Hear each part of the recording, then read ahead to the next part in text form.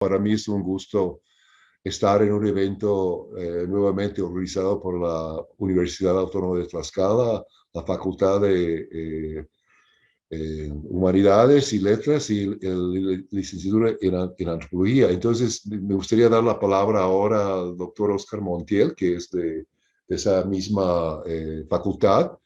Y ahí también está la doctora Sagoya, que es la actual coordinadora. Entonces, no sé, te doy la palabra, Oscar, a ti para algunas cosas y seguimos. Sí, muchas gracias. Primero, agradecerte, David, la iniciativa de realizar estas jornadas antropológicas sobre las experiencias de trabajo de campo, tanto del posgrado antropología de la Universidad Iberoamericana y que desde la licenciatura en antropología estamos tomando estas reflexiones y experiencias que nos van a compartir para la formación de nuestros estudiantes. Y voy a compartir pantalla para presentarles unas fotos que para un poco conocer el estado de Tlaxcala. Son unas fotos que nos proporcionó el doctor Javier Rodríguez, quien expondrá más adelante, y también algunas fotos de la licenciatura en antropología, que justamente son el motivo. Nuestros estudiantes están aquí en esta sala para tener elementos y esas claves que son muy necesarias en el trabajo antropológico, en el trabajo etnográfico. Entonces, déjenme compartir pantalla. Permítanme. A ver, acá está. Y acá debe aparecer PowerPoint. Y ustedes me dicen si ya está ahí. Sí, ¿verdad? Sí. Ya te vemos. Perfecto. Bueno, pues ahí se van a ir pasando las fotos y pues decir que esta parte, como les decía, es una iniciativa que se ha tenido desde la licenciatura en antropología de dotar a nuestros estudiantes de estas reflexiones sobre el trabajo de campo. Es un trabajo que hemos realizado desde el año 2016 con algunos seminarios que tuvimos sobre pasión por la antropología, en donde se invitaban a destacados especialistas para compartirnos sus conocimientos en diferentes áreas de la antropología. Esto nos llevó también a cuestionarnos de qué estaba haciendo la licenciatura en un estado como Tlaxcala, ¿no? Entonces también ahí empezamos a hacer alguna serie de jornadas y de coloquios sobre la antropología en y desde Tlaxcala. Justamente esto también nos llevó a decirnos qué habían hecho otros antropólogos y creamos o construimos ahí algunas convocatorias para congresos internacionales, un primer congreso internacional sobre investigaciones de la región Tlaxcala-Puebla. El primero fue en honor a Hugo Nutini y ahí vimos todo su legado. Y también en el segundo congreso que acabamos de tener es un homenaje que hicimos a doctor David Robichaud, quien nos acompaña y quien nos ha acompañado en diversos eventos que hemos tenido en la licenciatura. Esto justamente nos ha llevado no solo a reflexionar teórica y metodológicamente, sino a tener algunos... Ahí ya van a empezar las fotos de la licenciatura, entonces ahí van a ver. Esto nos ha llevado también a tener algunas publicaciones, ¿no? Tras los pasos de Nutini, es uno de ellos, que nos ha permitido concentrar estas reflexiones que hemos ido haciendo y que también ha llevado en la licenciatura a reflexionar cómo nuestros estudiantes, además de hacer esta reflexión sobre antropología local, tienen que tener este choque cultural con otras culturas. Entonces antes de la pandemia, hicimos una incursión de campo en la Sierra Norte de Puebla, específicamente en el municipio de Sautla, en donde también se tienen esta reflexión de cómo hacer trabajo de campo en otros contextos culturales, ¿no? Entonces, eso nos ha servido justamente para ir reflexionando los aportes y las reflexiones que han hecho Hugo Nutini y Robichaud para construir nuestros propios caminos de investigación, es decir, cómo nosotros también vamos a poder ver esta dinámica que se está generando en no solo la reflexión tradicional de la antropología, sino también en tiempos de pandemia, que es una de las cosas que voy a hablar más adelante. ¿no? Y justamente en esta reflexión que estamos haciendo, una foto que va a aparecer al final de esta presentación, tiene que ver con una plática, una conferencia que nos dio el doctor Robichaud, que se llamó Aportes de Hugo Nutini de Tlaxcala a la Mesoamericanística. Entonces, justamente fue en el 11 de mayo de 2017, ¿no? Entonces, esta coincidencia, creo yo, es muy importante porque refleja todo este trabajo que hemos hecho desde la licenciatura y que ha acompañado muy de cerca David Robichaud, que incluso nos ha invitado al trabajo de campo que hacen en Tepetlaustoc, en la región Texcoco, y que ha sido muy importante. Y yo espero que estas reflexiones ayuden a nuestros estudiantes, porque uno de los objetivos de estas jornadas surge a partir del congreso que hicimos en honor a David Robichaud, en donde se discutían los resultados de las investigaciones que se presentaron ahí, pero faltaba esta parte importante de tener esos tips, esas claves que los colegas al hacer trabajo de campo nos pudieran compartir, ¿no? Entonces, yo no tengo más que agradecerle a David todo este acompañamiento que ha tenido con nosotros, sus reflexiones, sus experiencias, y que haya tenido esta iniciativa de convocar nuevamente a los colegas para que nos compartan sus experiencias de trabajo de campo, y que ojalá y espero que nuestros estudiantes puedan hacer las preguntas, el intercambio, y que todas esas dudas que tienen, ¿no? Para hacer trabajo de campo se puedan resolver acá, y que continuemos con este diálogo que hemos establecido con David, y que justamente esta es la foto que decía del 11 de mayo de 2017. Yo le dejo hasta acá y muchas gracias por su asistencia. Bueno, gracias Oscar y voy a dar continuidad. También para mí es un gusto poder colaborar con la licenciatura en antropología de Tlaxcala, una región que trabajé durante muchos años y sigo investigaciones a nivel como de archivos parroquiales. Y pues decidimos que esto sería como un momento, o sea, la idea de este evento es de dar a conocer algunos resultados y sobre todo técnicas de investigación que han sido empleadas en distintas prácticas de campo. Durante varios años, a partir de los 90, me parece, llevé a alumnos a prácticas de campo en el estado de Tlaxcala, ¿no?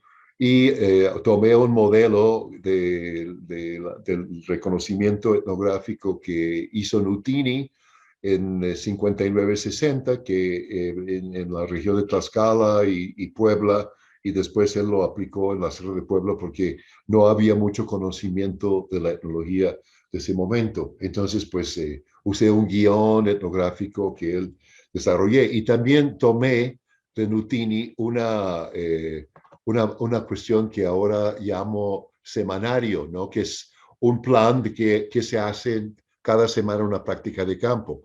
Algunos de las presentaciones que ustedes van a escuchar el día de hoy son resultado de ese esquema, ¿no? De hacer una actividad cada semana durante una práctica organizada y dirigida con la idea de formar a los alumnos en técnicas de investigación en el campo. Bueno, entonces pues voy a hablar un poco de eso, de la experiencia que he tenido, y ustedes escucharán en las siguientes jornadas los ponentes que son de la Universidad Iberoamericana. Van a ver elementos en vivo de este esquema. Bien, pues entonces partimos en la Iberoamericana, donde yo trabajé durante 37 años, ahora sí que como profesor, investigador distinguido, emérito, ¿no? Sigo activo ahí, pero bueno, de forma limitada sigo como investigador y también doy un curso al año en el posgrado. Y entonces, los orígenes vienen en los planteamientos de Ángel Palermo de aprender a investigar investigando. Las prácticas de campo casi siempre, bueno, cuando yo entré en los 70, había proyectos regionales o proyectos de investigación. Había en varias partes del país, sobre todo en el centro de México, pero también en el sur de Jalisco, los altos de Jalisco, los altos de Morelos, el oriente de Morelos. y entonces había siempre un enfoque regional, ¿no? Entonces los alumnos se insertaban en estos proyectos regionales y se formaban, salían en grupos, grupos supervisados con la posibilidad de discutir y que unos se apoyen al otro. Había discusión y manejo de determinadas técnicas de investigación. Voy a plantear rápidamente el esquema de una práctica de campo pensado como de 6 semanas, ¿no? La primera semana se hacen o se hacían recorridos supervisados del área. En las mañanas se visitan varias de las comunidades del área, a lo mejor 2, quizás 3, tal vez una, viendo las características principales de la región, se visitan los mercados si es posible, para tener una idea del conjunto regional. Eso es un poco una respuesta a una tendencia que hubo mucho tiempo en los estudios mesoamericanos de la antropología, de hacer ¿cómo se llama? Estudios de comunidad. Entonces, para irnos viendo más allá de una sola comunidad, ver cómo esta comunidad estaba insertada en algo mayor, en una región, en la nación. De hecho, esta idea ya está en el libro de Redfield sobre Yucatán, y también, bueno, tenemos el antecedente del estudio regional de Manuel Gamio sobre Teotihuacán. Bueno, después de estos recorridos en la mañana se reúnen los participantes para la comida en la estación de campo y luego lo observado en los recorridos se registra en los diarios de campo.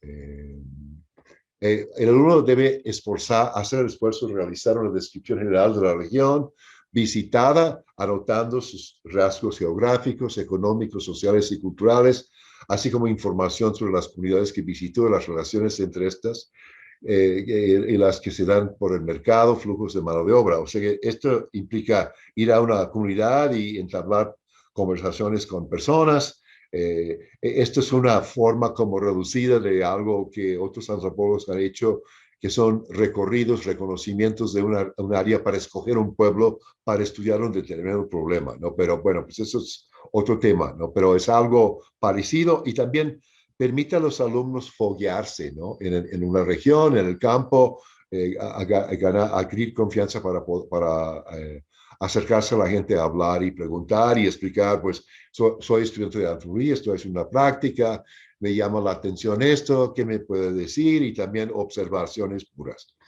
Por las noches se realizan reuniones en las que se discuten los diarios y la información. Esta se comienza a organizar, a clasificar la información. Por ejemplo, se usaba durante mucho tiempo la guía de Murdoch y se localizan los sitios visitados en mapas para que el alumno comience a ver el todo. Cuando escucha tal pueblo, pues ya comienza a ubicar las cosas. Los estudiantes comienzan a identificar los rasgos propios del paisaje, como nombres de plantas y principales cultivos. Hay alumnos que no saben qué es cómo se ve el frijol o el trigo, los nombres de los árboles, si son urbanos sobre todo no conocen cuál es la vegetación local, a comenzar eso, a dominar eso y poder como referir estos conocimientos en conversaciones, ¿no? Comienza a ver en los cerros, los ríos, las direcciones cardinales, rutas, ubicación de pueblos. Durante ese proceso, además, el alumno debe explorar posibilidades de alojamiento en las comunidades visitadas, porque a partir de la segunda semana se va a ubicar en una comunidad. Así se hace un estudio de comunidad y esa es la segunda etapa y vivirá el alumno ahí durante 5 semanas, ¿no? Se planea una tarea distinta para cada semana con el fin de aprender distintas técnicas de investigación en el campo e ir cubriendo los rubros del guión. Hay un guión etnográfico, que no voy a hablar de esto en este momento, ¿no? Pero es una serie de rasgos que incluye economía, sociedad, religión, familia, ¿no? Y tiene distintos grados de detalle, ¿no? Se reúnen los alumnos todos una vez a la semana para discutir y analizar la información recabada. En esta reunión se sigue leyendo los diarios de campo y se presenta otro tipo de información. Por ejemplo, se pone énfasis en tratar de describir con exactitud. En lugar de decir, yo vi muchas vacas, pues mejor, ¿sabes qué? Haz un intento de calcular cuántas viste, ¿no? Muchos es muy relativo, ¿no? A aprender a cómo ir a cuestiones como más precisas en las descripciones. Vi muchas casas en el pueblo, no, pues mejor decir, pues en una manzana, yo vi en un lado de la calle 8 casas y en el otro había 12. Entonces los materiales eran, había no sé cuántos de adobe, o sea que hacer ejercicios de exactitud y de memoria también, porque no andamos en el campo con una libreta delante de nosotros, o sea que hablamos con las personas, eventualmente podemos decir, oiga, es que no entendí cómo es eso, repítamelo por favor y uno lo anota, pero no anda así con el gran cuaderno afuera como reportero, no es la idea. La idea es que de no espantar a la gente con cuadernos, con grabadoras, con cosas así. Es como ir tranquilo, ¿no? Sí. En la segunda semana de la segunda etapa, se recabe información general sobre la comunidad. Hay una elaboración de un croquis con la ubicación de las calles, casas, con una simbología que cada alumno decide cómo va a representar una casa con tal material, una casa de 2 pisos, edificios públicos, rutas de transporte, terrenos, en algunos casos canales de riego, etcétera. Recolección y reconocimiento de plantas. Este ejercicio ayuda a la gente, es una forma de entablar una conversación con una persona. Señora, ¿este árbol qué es? ¿Cómo se llama aquí? Yo soy de tal parte y no conozco esto. ¿Me puede decir? Entonces es una forma de comenzar una conversación así muy tranquilamente, sin temas como que pueden como causar algún tipo de reacción negativa a la gente, ¿no? Y la gente comienza a compadecer a la persona que es un ignorante, que viene de fuera, que no sabe que es un fresno, que no sabe que es un tepozán, etcétera, etcétera, ¿no?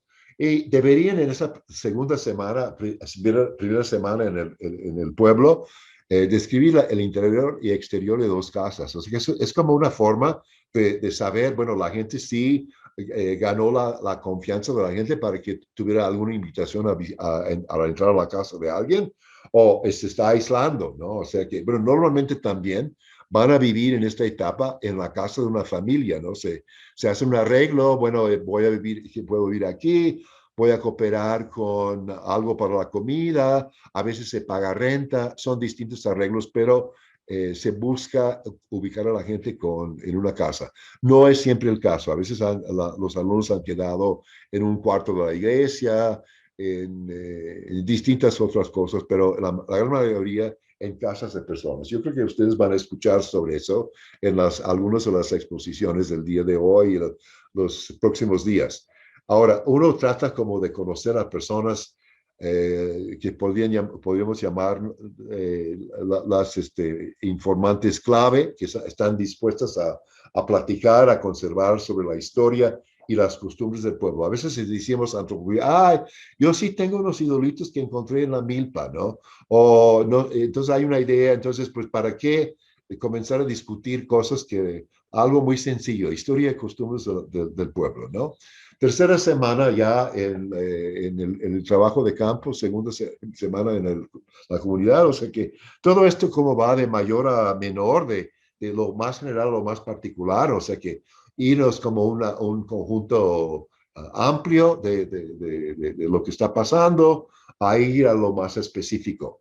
Ahí, por ejemplo, se recabe información sobre las actividades económicas en la comunidad y las que ejercen sus residentes. Si su trabajo incluye actividades agrícolas, se procura acompañar a uno o más campesinos a sus campos para conocer cosas sobre el ciclo agrícola. También son momentos de conversaciones en que salen cosas muy espontáneamente. El énfasis aquí es en la observación participante, un contacto cercano con las personas, ¿no? No de decir, oiga señora, quiero pasar a entrevistarla. Bueno, ¿eso qué es eso? Pues quiere decir, pues me gustaría pasar a su casa a platicar un día para que me dijeran un poco de no sé qué, no sé cuál, ¿no? O sea que no hace falta usar la palabra entrevista, se puede entablar una conversación, hacer una entrevista sin usar la palabra misma puede espantar a las personas, ¿no? ¿Sí? Se buscará la descripción de más detallada posible, incluyendo actores sociales, implementos, actividades y sus momentos de uso. Si hay magueyes, que a varios de ustedes no son de México, pero es una planta muy importante, una agave que tiene muchos usos y que era muy importante en muchos pueblos. El ciclo del maguey, la explotación del maguey. Bueno, o sea que eso podría variar este esquema de acuerdo con el lugar en que estemos, ¿no? También se obtendrá información sobre los nombres locales del tipo de suelos, otra vez con las plantas, es una forma como muy suave de entablar una conversación, plantas y árboles cultivados como silvestres, recoger especímenes, andan en la calle preguntando, ¿esto cómo se llama y para qué se usa? ¿No? Es una forma de conversar y decir, y le van a decir, ¿y usted qué hace aquí? Bueno, soy antropólogo, estudio antropología, estoy aprendiendo y estoy haciendo mi práctica y vengo a aprender, ¿no? Y también trae una carta de presentación de la universidad diciendo lo que está haciendo, ¿no? La cuarta semana en el campo y se hace un organigrama del sistema de cargos civiles y religiosos, incluso la estructura de los barrios que hay. Se describirán las obligaciones de los cargos, se participarán en ritos que se realizan durante la estancia. Se procura, en lugar de preguntar cosas de este tipo, ¿qué hace el mayordomo de la Santa Cruz? Buscamos mejor una persona que tuvo ese cargo y preguntamos, usted cuando fue mayordomo de la Santa Cruz, ¿qué hizo? ¿Qué tuvo que hacer? ¿No? O sea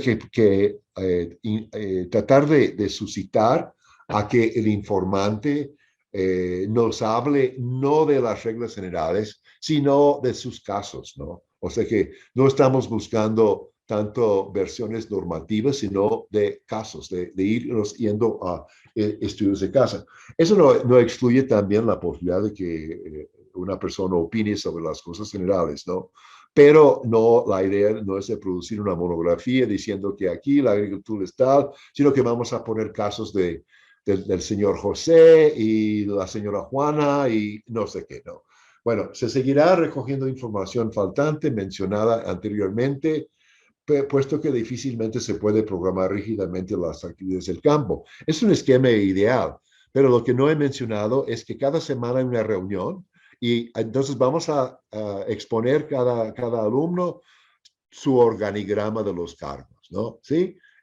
Una presentación, lo mejor que pueda, si sabe hacer diagramas en computadora, pues qué bien, y lo sabe pues a mano o más o menos relatando lo que hay ahí, ¿no? Bueno, la quinta semana es el parentesco, grupo doméstico, padrones de residencia, trabajo familiar y compadrazgo. Estos rubros no están necesariamente vinculados entre sí. En todo caso, esos serán los temas en los que el estudiante fijará su atención y que se discutirán durante la reunión semanal. Bueno, pues esas cosas también se van viendo desde antes, se presentan cosas, ¿no? Pero uno sabe que, bueno, pues yo tengo que hacer esto en esta semana y voy consiguiendo información. Se harán 3 genealogías con la finalidad de recabar información sobre fechas y lugares de nacimiento, muerte, residencia, actividades económicas, escolaridad y otros a discutir. Por ejemplo, a cada individuo levantamos una genealogía. Vamos a ver ejemplos muy concretos de eso durante estas jornadas. Se pregunta la misma pregunta, ¿no? ¿Dónde nació? ¿En qué trabaja? ¿En nivel escolar? ¿Migró a Estados Unidos? ¿Ejerció como panadero? O sea que las preguntas relevantes para ese lugar y de repente conseguimos información sobre un gran número de personas. Levanté una genealogía con más de 400 personas y pude hacer una estadística con esa información. Pero ustedes verán más adelante algunos ejemplos concretos y más recientes. Y se preparará la información del censo integrada con las genealogías con la finalidad de un procesamiento futuro de una base de datos. O sea que también se hace, o sea que se hace un censo, me parece que salté algo. Bueno, no lo mencioné, hay un censo, ¿no? O sea que deberían los alumnos de hacer un censo de 25 casas, ¿no? Se discuten las preguntas más relevantes antes. Es un censo encuesta. Y también durante la práctica se hace un censo escolar. Se busca ir a un salón y aplicar un cuestionario a los alumnos. A veces el estudiante ayuda al alumno a llenar el cuestionario. Vamos a ver también ejemplos de esto en estas jornadas.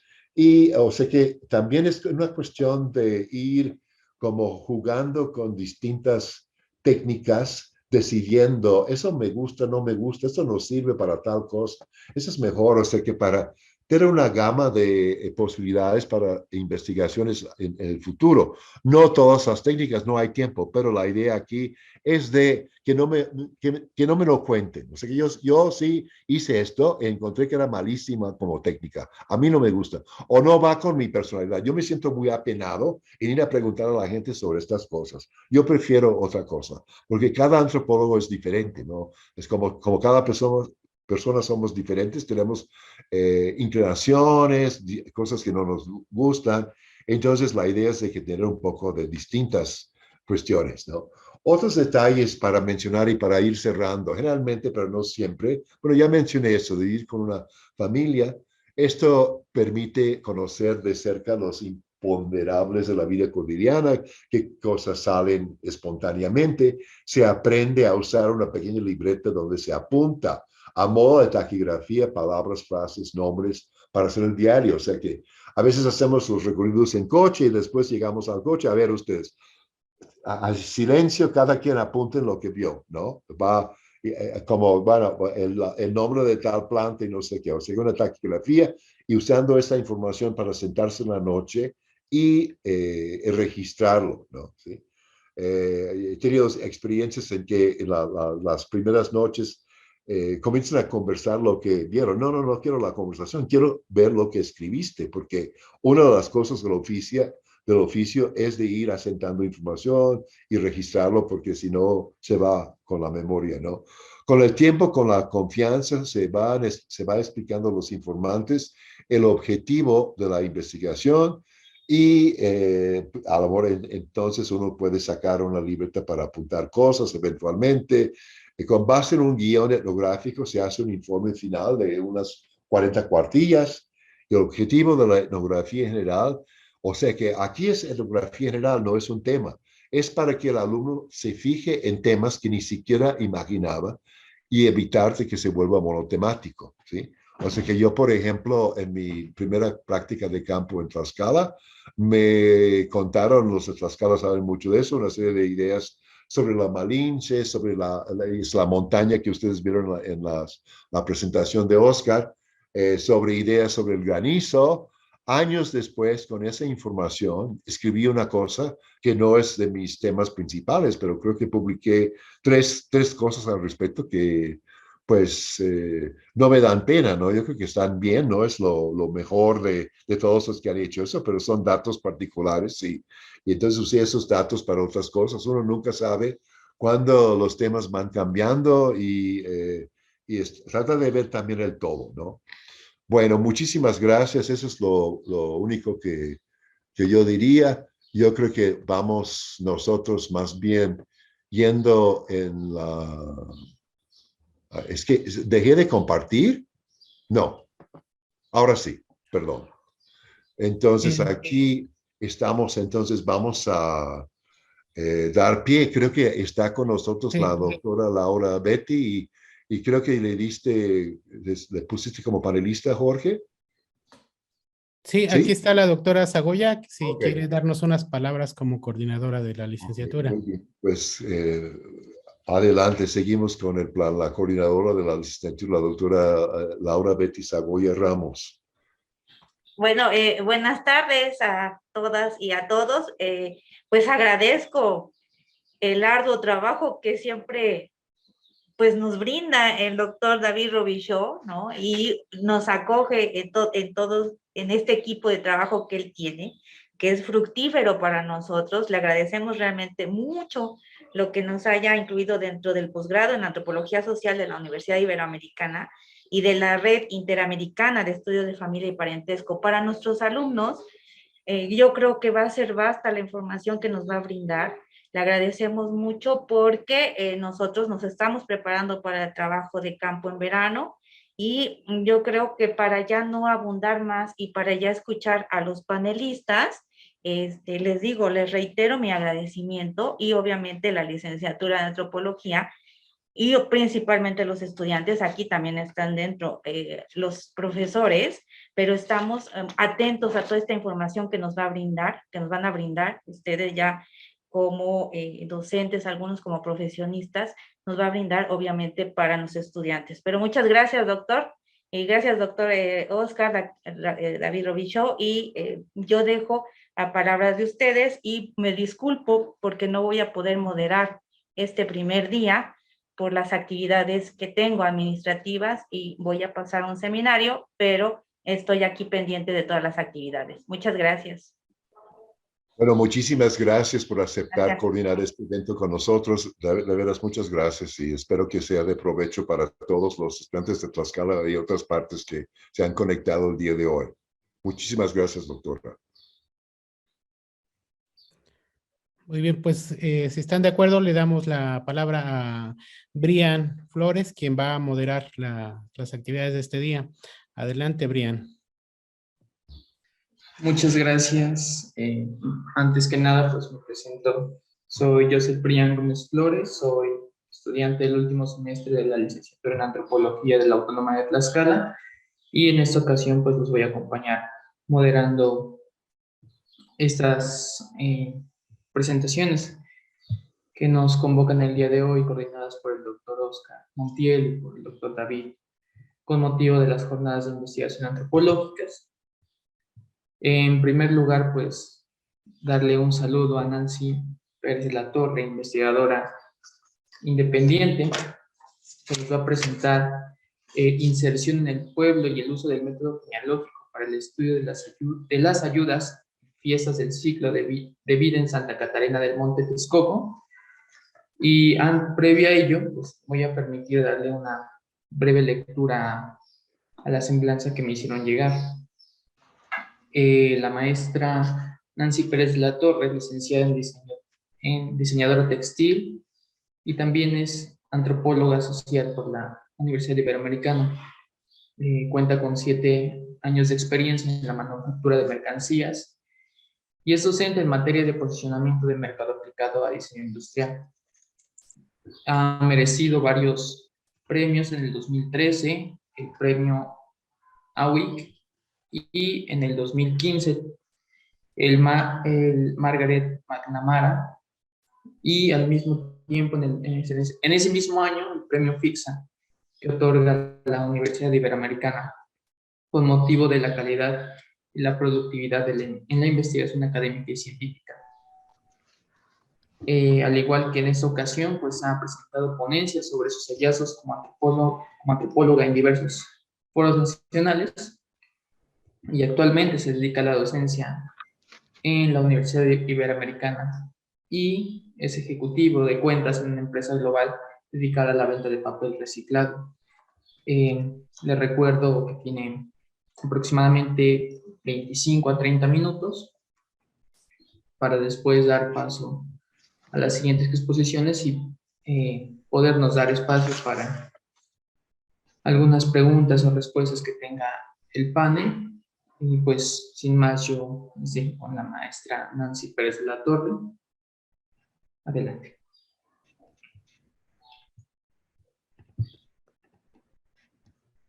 Hola, buenas tardes. Muchas gracias, Brian, doctor Oscar, doctor David, por la invitación. Bueno, buenas tardes a todos. Gracias por la invitación a participar en esta jornada de investigación. Entiendo que hay muchas personas que están estudiando antropología y bueno, pues la intención es esa, ¿no? Compartir las experiencias y las técnicas de investigación que hemos aplicado y que han sido satisfactorias, ¿no? Que han traído buenos datos.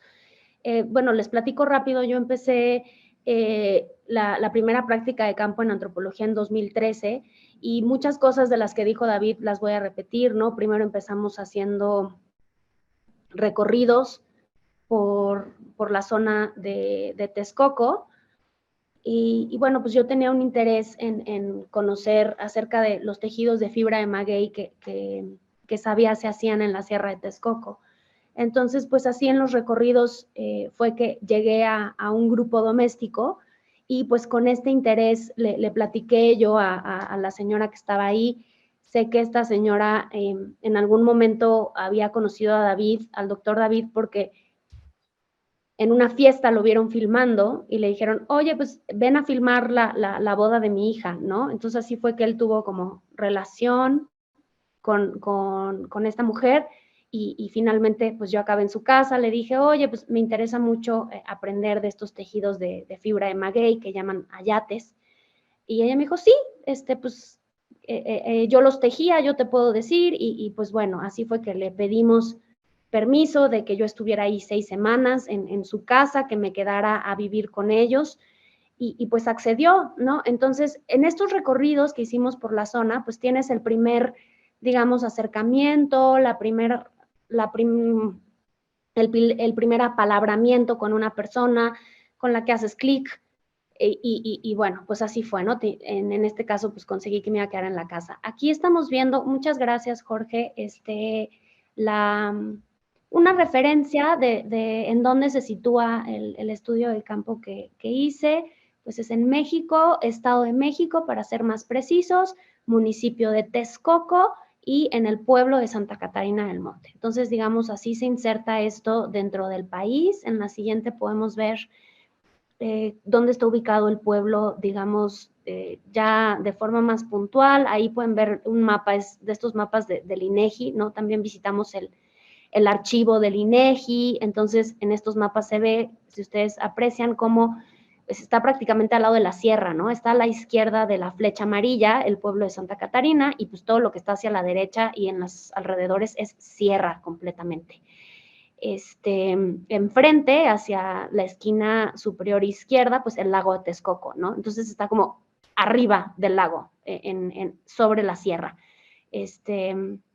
La siguiente imagen, por favor. Bueno, pues aquí esta es la vista desde el pueblo hacia abajo. Entonces ahí abajo, a la esquina a la izquierda, se ve el lago, ¿no? Es lo mismo que les decía, pero como en foto. Entonces ahí estoy yo parada en una de las casas en donde participé en una fiesta. Y de esto les voy a platicar. Entonces, bueno, pues me dijeron, ok, está bien, vente a quedarte aquí 6 semanas, ¿no? Una mujer del pueblo, una jefa de un grupo doméstico, y tuve suerte porque pues, regresé al siguiente día y el día que llegué estaban preparando en la mañana, no se veía gente, no se veía movimiento en la casa, y bueno, el primer día fue, digamos, difícil porque llegué y se sentaron a comer en el patio y de alguna forma como que no me hacían caso, ¿no? Y dije, chin, ¿cómo le voy a hacer para entrar en esta dinámica, para observar, para registrar? Y pues se me ocurrió algo muy básico, digamos, había platos sucios en el fregadero y me puse a lavar los platos. Es como algo muy, muy cotidiano, digamos, en todas las casas. Acabamos de comer y nos da flojera lavar los platos, ¿no? Entonces dije, así lo voy a hacer. Me paré, empecé a lavar los platos, obviamente al principio, no, ¿cómo crees? Qué pena, déjalo, ¿no? O sea, y yo, no. Entonces, como que yo tenía una actitud de servicio, creo que eso es importante recalcarlo y me abrió muchas puertas, ¿no? Me abrió muchas puertas porque finalmente podemos caer en este lugar de el antropólogo que viene, que se queda en mi casa, que le doy de comer, que va a estar aquí 6 semanas, ¿no? Como que dije, chin, ¿qué voy a hacer para retribuir? Entonces, creo que esta actitud de servicio me ayudó de alguna manera a no ser molesta, ¿no? Sino al contrario, a decir, qué bueno que está ella aquí. Acabábamos de comer y era la primera en pararme de la mesa, nada más acababa de comer y luego les recogía todos los platos, les lavaba los platos, o sea, digamos que esto es algo que me tomaba tal vez 15, 20 minutos y a cambio de eso, pues yo podía estar tranquila, podía sentirme bienvenida, podía sentirme a gusto, ¿no? Eso era algo que a mí digamos, emocionalmente me era importante, no sentir como que estaba yo de externa, sino al contrario, sentirme bienvenida, sentirme parte del grupo. Entonces, esto, si quieren verlo como un tip, pues es la forma en la que empecé yo a participar con los integrantes de ese grupo doméstico. A ver, la que sigue, por favor. Entonces, bueno, pues como les decía, estuve ahí 6 semanas y bueno, la primera es parte de los recorridos que hicimos en Texcoco. La segunda foto en medio es el interés que les platicaba, ¿no? Por estos tejidos de fibra de maguey. Y en la tercera vemos una foto que me tomaron al día siguiente que llegué a vivir con este primer grupo doméstico. Como les dije, la primera tarde me puse a lavar los platos y pues a la mañana siguiente la señora me dijo, oye, pues vente a ayudar, ¿no? O sea, me invitó a ayudarla porque vio que yo llevaba un par de manos que le podían ser útiles. Entonces, me invitó a ayudarla en una fiesta que estaban teniendo en la casa de al lado, la casa de uno de sus hijos, que estaba celebrando el bautizo de una de sus hijas, de una de sus nietas. Entonces ahí en esa foto se ve cómo estamos tomando una coca, al fondo están haciendo unos tlacoyos, ¿no? Como un comida con masa de maíz y de alberjón que preparan ahí para las fiestas. Entonces, pues me dijo, pues vente a ayudar y ahí fue que aprendí yo a hacer estos alimentos, los tlacoyos, y de esta fiesta después me invitaron a otras, ¿no? Como, bueno, pues sí sabe, sí aprendió, sí supo hacerlos, pues tráetela. Entonces, al principio, les digo, después de haber sido, después de llegar como un externo, como que eso le pude dar la vuelta y ya me llevó la señora a esta fiesta y a otras y me presentaba como su hija, ¿no? Como, bueno, ahí viene mi hija y pues la traigo para que trabaje, ¿no? Entonces yo ahí me ponía a hacer tlacoyos. Entonces, esa fue la forma en la que rompí el hielo, por decirlo de cierta forma. Tuve suerte en esta primera práctica de campo, después hice una segunda práctica de campo más adelante y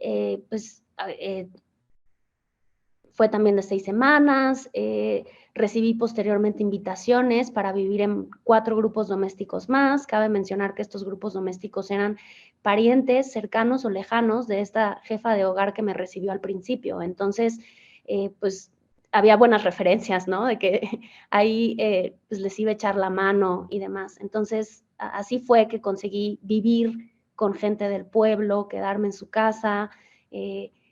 A veces me tocó compartir cama, ¿no? Con una señora, con su hija. O sea, que ahora sí que donde te hagan el campito y adaptarte a los horarios, despertarte a la hora a la que escuchas que ya se despertaron, salir, dormirte a la hora que se duermen. Como que ahí sí, mi consejo es como total flexibilidad y fue un poquito lo que apliqué, total flexibilidad. Como técnicas, ya más en concreto, pues observación participante, como decía David, el croquis, ¿no? Que te va ubicando en el pueblo, que puedes mapear ciertas casas que ya visitaste, quiénes viven ahí, etcétera. Método genealógico, ahondaré un poquito más en esto en unos minutos. Llevaba, por supuesto, un diario de campo que estaba estructurado a base de un guión etnográfico, como lo dijo el doctor David. Y bueno, este diario de campo lo registraba de forma muy diligente todos los días al finalizar las actividades, ¿no? Ya cuando todos se habían dormido, pues sacaba mi computadora y empezaba a registrar todo lo del diario. Y esto tiene esta lógica de, pues si no lo registras en el momento, se te olvida. También entrevistas a profundidad. Como decía David, encuesta escolar, ¿no? Pedir permiso en la escuela, hacer una encuesta para los estudiantes, censo, dar la vuelta y finalmente en la segunda práctica de campo pude preparar ya un cuestionario mucho más robusto en donde había reactivos que recogían datos relevantes para mi investigación o que apelaban a mi interés general. Más o menos unos 100 cuestionarios. Entonces, digamos, para dibujarles un poquito la rutina, pues me despertaba temprano en la mañana, los días que no tenía, digamos, grandes actividades, me iba a la iglesia, ahí desde las 7 de la mañana hay actividad, no hay gente rezando el rosario, entonces iba, me metía a rezar el rosario y saliendo, pues ya estaban ahí las señoras, oye, ¿tú quién eres? Etcétera, y ahí así me servía como para ir generando contactos que me abrieran las puertas de su casa, que me presentaran a sus parientes, ¿no? Mira, mi hija vive en la casa de al lado, bueno, pues voy a visitar a la hija, ¿no? Como de alguna forma esos son tips y más tips, pues no tomé fotos, en general es muy pobre mi acervo fotográfico, pero Jorge, si puedes pasar a la siguiente, pues creo que eso fue bueno, ¿no? Para hacerle sentir a la gente que de alguna forma yo era parte de, que no hacerlos sentir observados. Tengo muy pocas fotos y son de fiestas.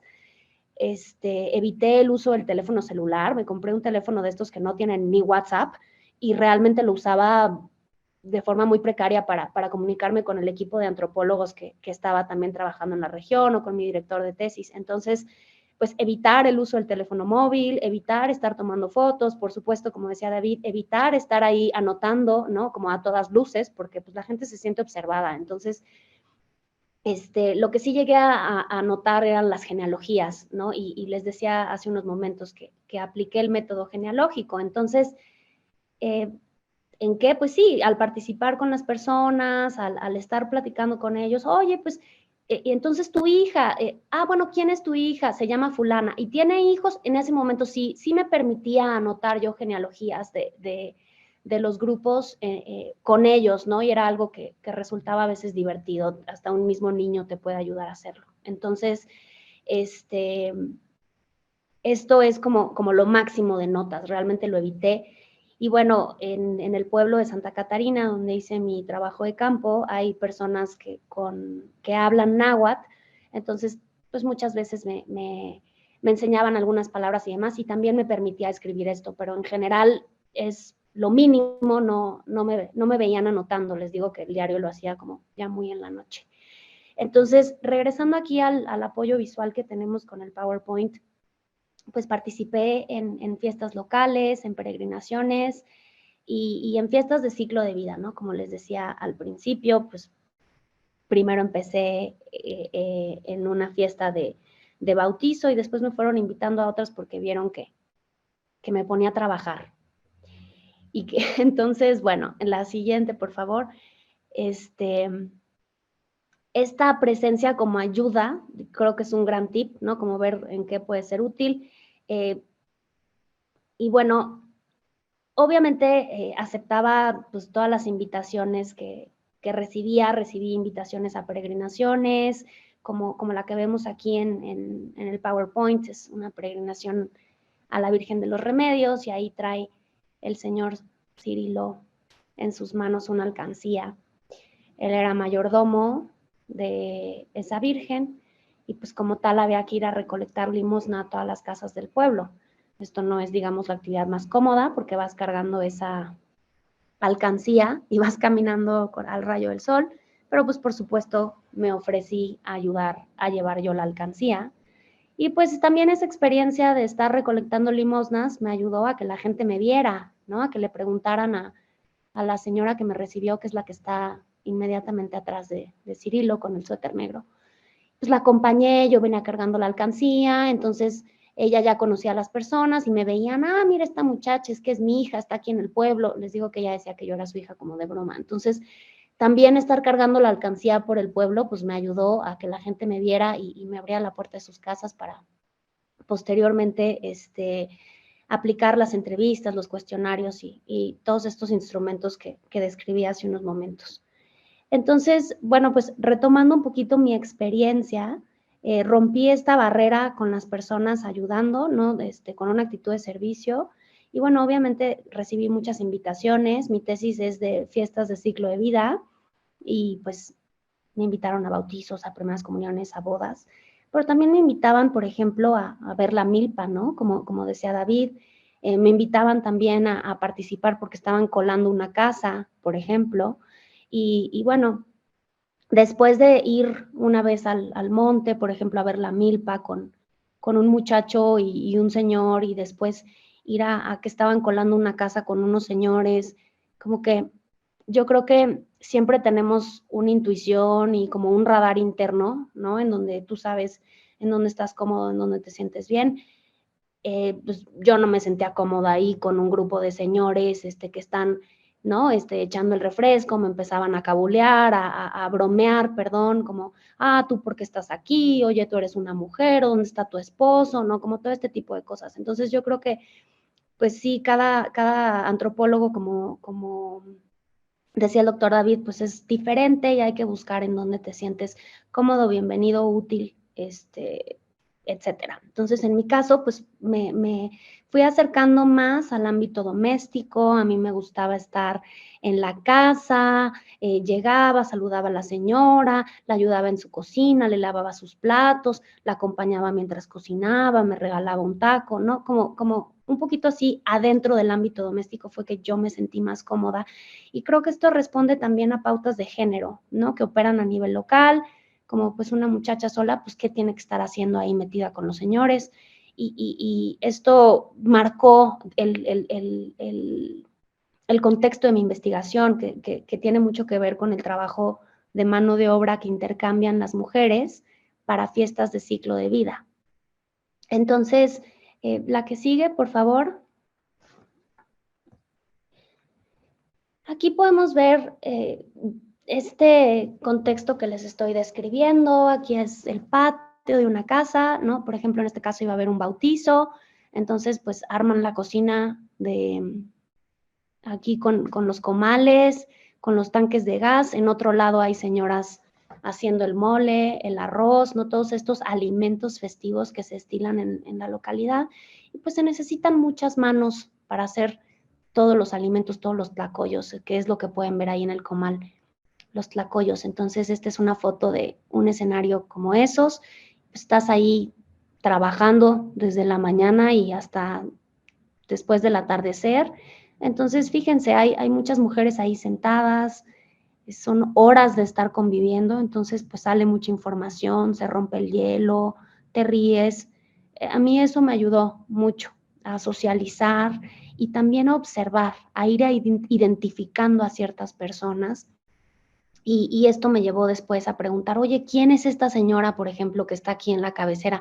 No, pues esta es mi hermana. Ah, ok, ¿no? Y a ir conectando los puntos, digamos, en la genealogía. Y bueno, pues les había comentado que el método genealógico fue una técnica de investigación que fue importante para mí. La siguiente, por favor. Y bueno, pues primero hacía una genealogía del grupo doméstico, por ejemplo, ¿no? Ah, ok, gracias señora, me recibió en su casa, platíqueme, ¿tiene hijos? Pues sí, son estos, órale. Entonces, en ese momento, a mapear a los hijos, a las esposas. Este es como, en primera instancia, una genealogía del grupo doméstico, de la familia con la que estaba conviviendo. La siguiente.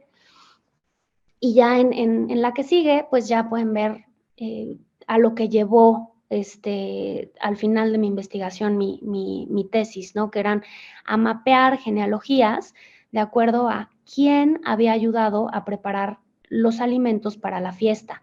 Por ejemplo, para la fiesta de primera comunión, ¿quiénes ayudaron? Entonces vemos a Ego enmarcada en un recuadro y alrededor toda la red de parientes que envuelve a ese ego, destacando cuáles ayudaron, ¿no? La genealogía que vemos del lado izquierdo y del lado derecho pues, son diferentes. En el lado izquierdo prácticamente es una red de parientes y en el lado derecho hay ahí por ahí algunas personas que no forman parte del círculo de parientes como tal. Pero bueno, pues al final esta genealogía, digamos, está seccionada para fines de mi tesis, pero en el software GenoPro yo iba como haciendo la genealogía general, entonces me ayudó mucho a mapear la participación de individuos, a conocer a los grupos de parentesco, a saber quiénes estaban relacionados, de qué forma, y bueno, digamos, no voy a profundizar más en mi tesis, que se centra sobre estas redes de intercambio de mano de obra para fiestas de ciclo de vida, y en concreto destaca la dimensión del parentesco en estos grupos de ayuda de mano de obra entre mujeres. Entonces, bueno, ya dejando al lado a dónde llevó mi investigación de tesis y regresando aquí a lo que me gustaría compartir en estas jornadas de investigación antropológica, creo que una de, digamos, las imponderables para nosotros los antropólogos cuando estamos haciendo trabajo de campo es buscar insertarnos en la cotidianidad de los grupos con los que estamos haciendo investigación, ¿no? Buscar no estorbar, buscar no molestar y tampoco apuntarnos los reflectores, ¿no? Como donde fueres, haz lo que vieres. De alguna forma, tiene que ver con eso, mantener el entorno tal cual como sería si tú no estuvieras ahí. Y bueno, esto, como les dije, se tradujo en mi caso con una actitud de servicio, una disposición para escuchar, inclusive temas que tal vez no me interesaban, que no formaban parte del guión, pero que finalmente estaban ahí, mucha empatía, compasión y mucha curiosidad. Y bueno, también creo que es importante hablar de la clandestinidad del objeto de la investigación. Creo que en mi caso, por lo mismo que yo estaba interesada en tejidos de fibra de maguey, pues buscaba siempre una plática basada en lo que a mí me interesaba. O sea, aunque mi tesis se tratara de otra cosa, realmente eso lo podía registrar observando, ¿no? Y aprovechaba cuando las personas me recibían en sus casas para platicar, digamos, de forma muy abierta sobre lo que me llamaba la atención, pero no llegaba a verbalizar de forma directa: oiga, estoy haciendo una investigación de redes de parentesco en fiestas de ciclo de vida. Como que creo que David mencionó esto hace unos minutos y tiene que ver con qué verbalizamos cuando nos acercamos a las personas. Y en mi caso no verbalicé como tal los objetivos de mi tesis. O sea, sí dije que estaba haciendo una tesis, que estaba haciendo una práctica de campo, pero trataba de mantener la plática, digamos, abierta, de no puntualizar eso para no incomodar a la gente, para no predisponerlos. Entonces me servía a mí decirles: oigan, y estos tejidos de maguey, platíquenme. No, pues eso ya no se hace, pero se hacía. Y entrar en esta dinámica que les digo de confianza, de empatía, de comodidad y de un fondo anímico realista, de un día a día normal, aunque estuviera yo ahí.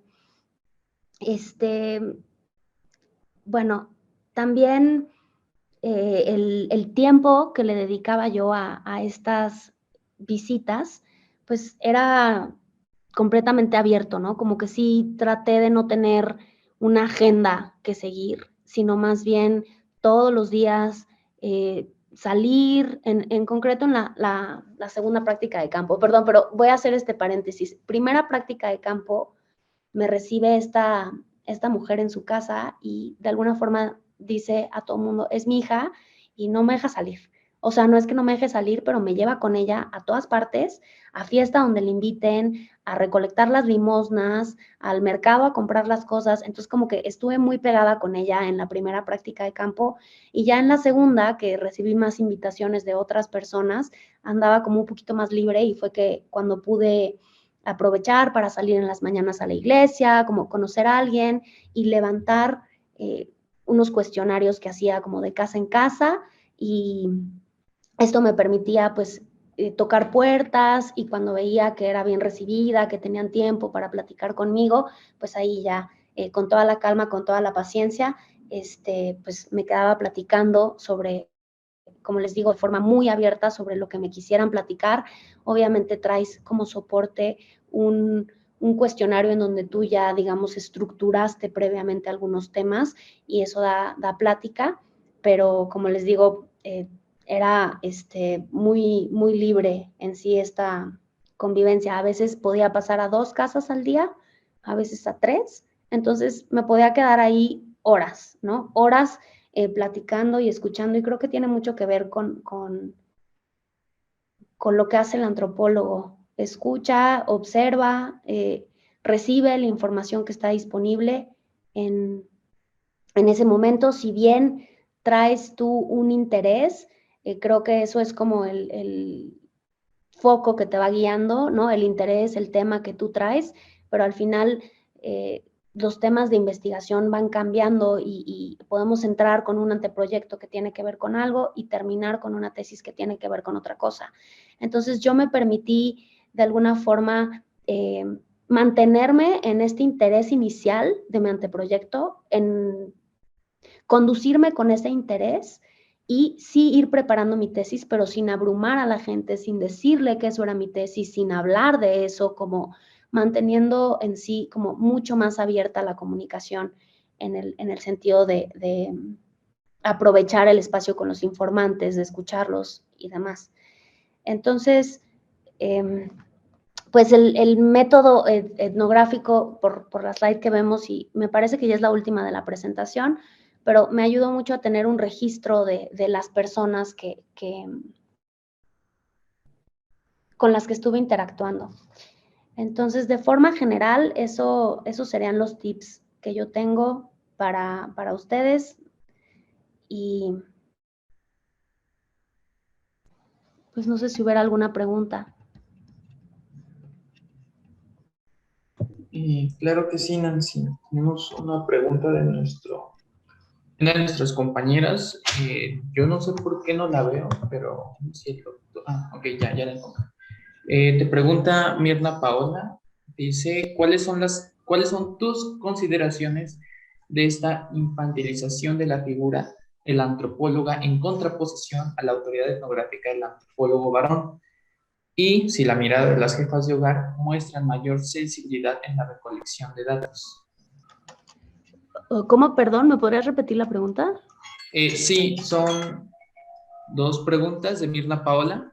Te pregunta que cuáles son tus consideraciones de esta infantilización de la figura de la antropóloga en contraposición a la autoridad etnográfica del antropólogo varón. Y ya es una segunda pregunta. Y si la mirada de las jefas de hogar muestran mayor sensibilidad en la recolección de datos. Ok. Bueno, a ver, la primera, creo que el antropólogo sí es importante como, no sé si infantilizar, o sea, no sé si usaría esa palabra, pero sí creo que jugamos a veces al ingenuo. O sea, sí creo que tal vez yo sé cómo se hace un té, pero si me preguntan si sé cómo se hace un té, no sé cómo se hace un té. O sea, ese es como un tip muy básico. Sí aprendía o aprovechaba la oportunidad para aprender cualquier cosa otra vez, cada vez que estaba delante de una persona. O sea, si me decían, es que ya te han platicado cómo es tal cosa, ¿cómo es? O sea, volver a descubrir a través del informante. Eso es un tip bien importante, como no, si bien, como decía el doctor David, cae gordo a alguien que no sabe absolutamente nada, ¿no? También creo que es importante jugar al ingenuo porque permites redescubrir cada experiencia una vez más. Como, ok, sí, yo ya sé cómo se vive aquí la fiesta del pueblo, pero no quiero llegar diciéndote que yo ya sé cómo es. Al contrario, ¿no? Tú dime cómo es. Entonces, en este sentido, no sé si a esto se refería a la compañera, ¿no? Con infantilización, pero sí un poco jugar al bobo y no perderte esta oportunidad como de volver a conocer, de volver a aprender. Y luego, pues, la perspectiva de la jefa de hogar, pues creo que es una perspectiva, digamos, parcial, ¿no? Estoy viendo la película desde un ámbito, pero de alguna forma, pues todos juntos creo que como red de antropólogos estamos construyendo la película cada quien desde un enfoque, ¿no? Entonces, en mi caso, pues mi tesis es desde ese enfoque, ¿no? Desde el enfoque de la perspectiva de la mujer, porque pues la tesis trata de las ayudas de la mujer, pero pues yo creo que todas las perspectivas son muy válidas, todas enriquecen el mosaico y la perspectiva que digamos es 360 grados, entonces estamos como para sumar. A mí me ayudó mucho dinámica de grupos de trabajo, como decía el doctor David, de dialogar las cosas con todos los investigadores que estábamos en el campo, porque vas completando el rompecabezas. Entonces, finalmente estamos poniendo un granito de arena y habrán otros compañeros que puedan ilustrar desde otras perspectivas. No puedes abarcarlo todo, sin duda que no. Entonces, aquello que tú ves que puedes abarcar, pues regístralo, ese es mi consejo, como regístralo y conócelo, documentalo y finalmente pues así es, ¿no? Como que la construcción del conocimiento es poco a poco. Entonces yo creo que todas las perspectivas son válidas y sobre todo para la compañera, pues si tú tienes acceso a cierto lugar, a cierta perspectiva y ahí estás cómoda, ahí es donde más fructífera va a ser tu investigación. O sea, sí creo que en este caso es un consejo muy intuitivo, ¿no? Como de seguir tu radar, en donde tú encajas, en donde tú estás bien, y ahí vas a poder sacar la mejor información, sin duda. Muchas gracias, Nancy. Pues yo creo que vamos a continuar con la siguiente conferencia y mientras los demás compañeros se animan a hacer preguntas sobre tu ponencia y al final continuamos con este diálogo tan interesante que, bueno, yo me recuerda justo esto que has dicho sobre la actitud de servicio, que creo que nunca lo había considerado, pero creo que es algo que hacemos de manera espontánea.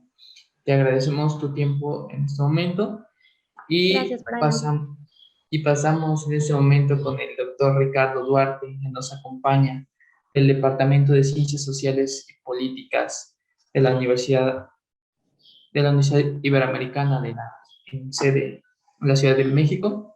Él nos va a presentar la ponencia de San Juan Tezontla al estadio, la aplicación de enseñanzas de una práctica de campo rural al estudio de aficionados de fútbol. Previo a darle la palabra, pues me voy a permitir leerles un poco sobre su trayectoria, sobre su semblanza. El doctor Ricardo Duarte Bajeña es doctor en antropología por la Iberoamericana. Es docente e investigador que toma el deporte y la cultura física como casos de estudio para comprender las realidades sociales y culturales contemporáneas. En sus recientes casos de estudio para comprender las complejas realidades sociales y culturales contemporáneas. Bueno, algunas de sus recientes investigaciones han explorado las relaciones entre la juventud, el clientelismo, el estado corporativista, a través de la perspectiva de esos aficionados del fútbol, a partir desde el enfoque etnográfico, así como de procesos socioculturales, abordados desde prácticas vinculadas al deporte, la recreación y la cultura física, ocurridos al interior de grupos académicos universitarios, mujeres recluidas en centros penitenciarios y la comunidad barrial. Es coautor del libro Rebeldes por Políticos, y también tiene varios capítulos de libros y diversos artículos científicos.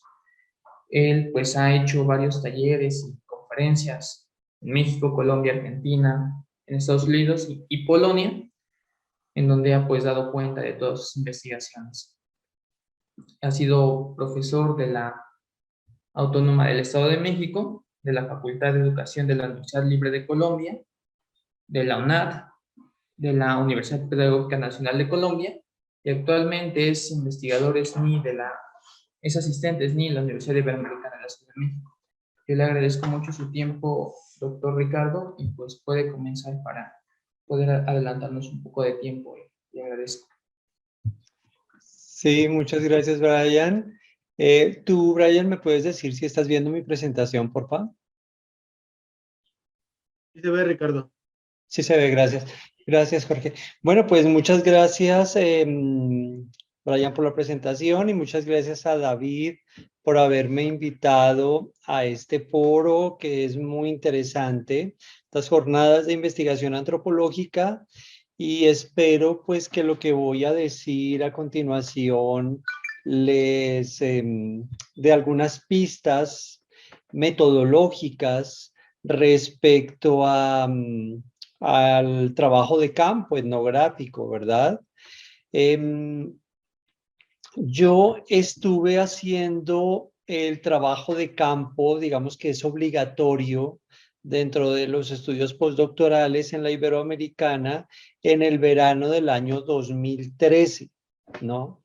Y allí tuve la oportunidad de estar en la región de Texcoco, y en un pueblo específicamente que se llama San Juan Tezontla, ¿no? Allí en Texcoco.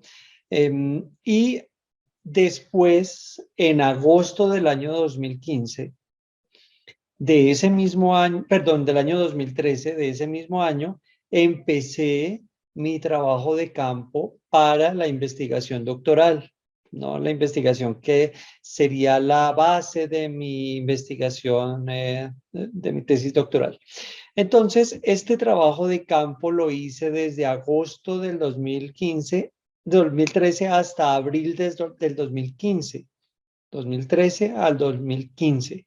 Y este trabajo de campo lo hice en la ciudad de Toluca, con 2 agrupaciones de aficionados al fútbol, con 2 barras de fútbol que están apoyando, animando al equipo del Club Deportivo Toluca, a los Diablos Rojos del Toluca.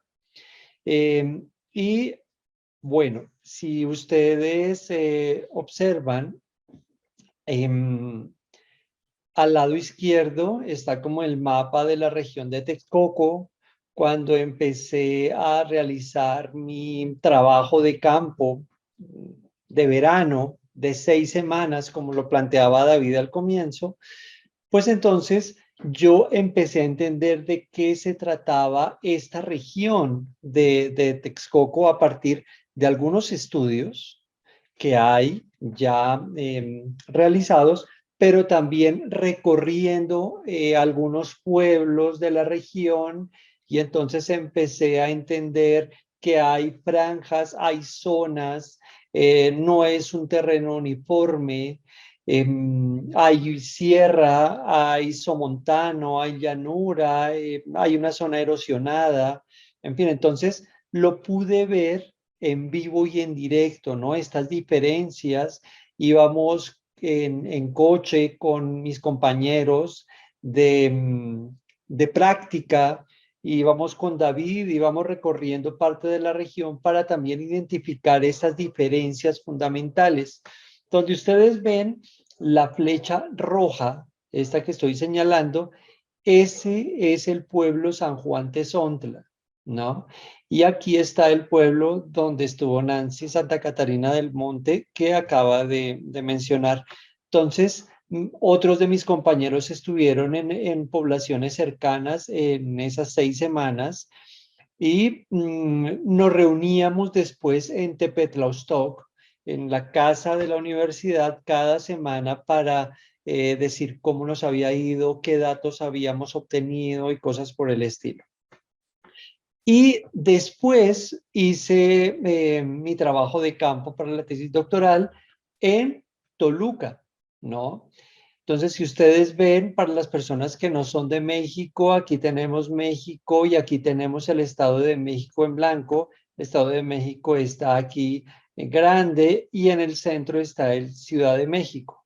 Entonces, Texcoco está a este lado, que queda al oriente de Ciudad de México, y Toluca queda al poniente de la Ciudad de México, que es donde yo estoy señalando.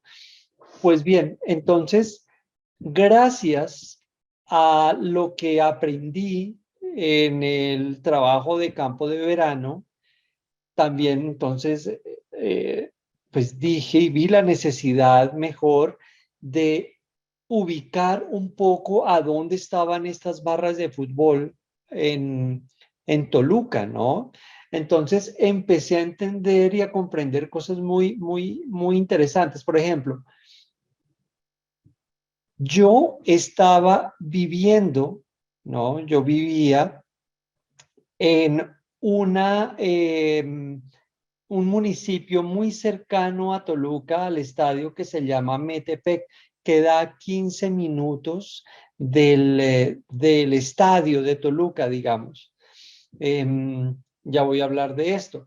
Pero una cosa importante que empecé a descubrir y a comprender es que Toluca no es solamente la ciudad capital del Estado de México, sino que Toluca, además de ser una ciudad, es un municipio, ustedes lo ven en verde, pero también es una región, es toda una región enorme que abarca una buena parte del Estado de México.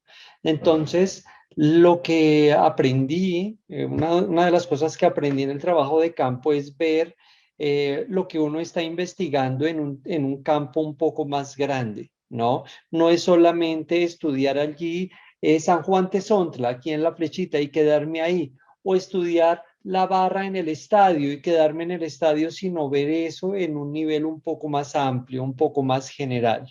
Entonces creo que esto es muy importante. Pasó otra cosa muy significativa en el trabajo de campo obligatorio, digamos, que hace parte de la formación posgradual. Y es que, como lo decía muy bien al comienzo David, lo primero que una de las primeras tareas, digamos, o actividades que teníamos que cumplir era hacer un mapa. Entonces, lo más fácil es bajar un mapa de Google Maps o bajar un mapa de Internet. Pero David permanentemente nos enfatizaba que hiciéramos nosotros el mapa, hiciéramos el ejercicio. ¿Cómo se hace el mapa? Ir recorriendo las calles del pueblo, ir viendo a dónde queda la iglesia, a dónde queda la tienda, a dónde quedan los ejidos, a dónde queda la casa donde me estoy quedando, a dónde queda el panteón, ¿no? Y entonces, cuando uno empieza a recorrer el pueblo, uno empieza a ver el mapa de Google Maps en realidad, ¿no? Y entonces uno empieza a ver, por ejemplo, que en San Juan Tezontla son casi 2 pueblos, uno que están divididos por un río, ¿no? Y ahí uno empieza a descubrir que hay todo un problema con el agua porque hay una parte del pueblo que sí se beneficia más del agua que la otra parte del pueblo, en fin. Pero elaborar un mapa es también una estrategia. Es una estrategia muy interesante que le permite a uno visibilizarse. Es decir, la gente viéndolo a uno caminar por las calles hacia arriba y hacia abajo, graficando nombres de calles y tal, entonces uno empieza a ser como un extraño, como que estoy viendo demasiado a esta persona en mi pueblo, ¿quién será él? Entonces muchas personas se me acercaban y me preguntaban, pues ¿usted quién es? ¿No? ¿Qué está haciendo acá? Y pues yo les contaba y les decía dónde me estaba quedando, en fin, que ya voy a hablar de eso, pero entonces también es muy significativo hacer este ejercicio de ir recorriendo el pueblo para identificar sus partes, sus zonas, porque la gente empieza también a verlo a uno, ¿no? Bien. Voy entonces a hablar de la segunda cosa. La primera cosa es reconocer la región. Es importante reconocer la región, saber a dónde uno está y no quedarse en un espacio chiquitito, reducido, en una casa o en un estadio. Segunda cosa que quiero mencionar hoy es la herramienta, digamos, de estar ahí. Estar ahí básicamente tiene que ver con observación participante. Como David lo decía y Nancy también lo enfatizaba, es decir, estar en el lugar participando de actividades dentro de la comunidad, dentro de la población o dentro del grupo que uno está investigando, con el que uno está trabajando. En San Juan Tezontla, en Texcoco, yo estuve 5 semanas en la casa de un campesino que se llamaba Don José. Don José ya murió, y Don José vivía con la esposa, con su hermana Mari, con la hija de Mari, es decir, con su nieta, que se llamaba Rosalía, y el hijo de Rosalía. Ese era como el núcleo familiar. Y entonces estas personas, sobre todo la señora María, estaba a cargo de atender la tienda del pueblo que quedaba frente a la iglesia. Y estar allí, está la iglesia del pueblo, ya vamos a hablar de esas personas, pero estar allí en una tienda al frente de la iglesia fue muy importante porque eso me permitía conversar con muchas personas que pasaban por esa calle que es muy importante en el pueblo. Pero también hacer parte de lo que se hace es valiosísimo. Entonces, ¿qué hacía yo? Yo llegué a atender la tienda, por ejemplo. Yo les ayudaba a ellos vendiendo productos, en fin. Pero también ellos vendían leche liconza, que es una leche pues, económica, y para que ellos pudieran vender la leche, esas bolsas de leche en su tienda, tenían que ir por las mañanas 3 veces a la semana a Tepetlaustok, a la cabecera municipal, al lugar a donde expenden la leche liconza y teníamos que salir a las 5 de la mañana en la camioneta de don José por la leche. Entonces, yo a las 4:30 estaba listo para embarcarme en la camioneta, ir y llegar allá por la leche a las 5 de la mañana, cargar las canastas con la leche, devolvernos al pueblo, descargarlas en la tienda, organizarlas, en fin.